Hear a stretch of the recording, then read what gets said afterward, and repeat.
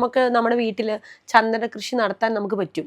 ഇത് മുറിക്കാൻ പാടില്ല, വിൽക്കാൻ പാടില്ല പറഞ്ഞത് സത്യം തന്നെയാണ്. ചന്ദനം എന്ന് പറയുന്നത് തൊടാൻ പാടില്ല, മുറിക്കാൻ പാടില്ല, മുറിച്ച് വിൽക്കാൻ പാടില്ല, മുറിച്ച് വിറ്റാൽ കേസാകുമെന്നൊക്കെ ധാരണയുള്ളൊരു നാട്ടിലാണ് നമ്മൾ ജീവിക്കുന്നത്. അവിടെ ഈ ചന്ദന കൃഷി എന്ന് പറഞ്ഞാൽ, അല്ലെങ്കിൽ ചന്ദനമരം നട്ട് അത് വളർത്തി വലുതാക്കി വെട്ടി വിറ്റ പൈസ ഉണ്ടാക്കാൻ പറ്റുമെന്ന് പറഞ്ഞു കഴിഞ്ഞാൽ അതും ആൾക്കാർ ഫ്രോഡായിട്ടല്ലേ ചിന്തിക്കുള്ളൂ. അതായത് ഇത് മുറിക്കാൻ പാടില്ല, വിൽക്കാൻ പാടില്ല പറഞ്ഞത് സത്യം തന്നെയാണ്. എന്തുകൊണ്ടാണെന്ന് വെച്ച് കഴിഞ്ഞാല് ഇവിടെ പ്രതി വർഷം ഇന്ത്യയിൽ 2000 ടൺ ചന്ദനത്തിന്റെ ആവശ്യകതയുണ്ട്.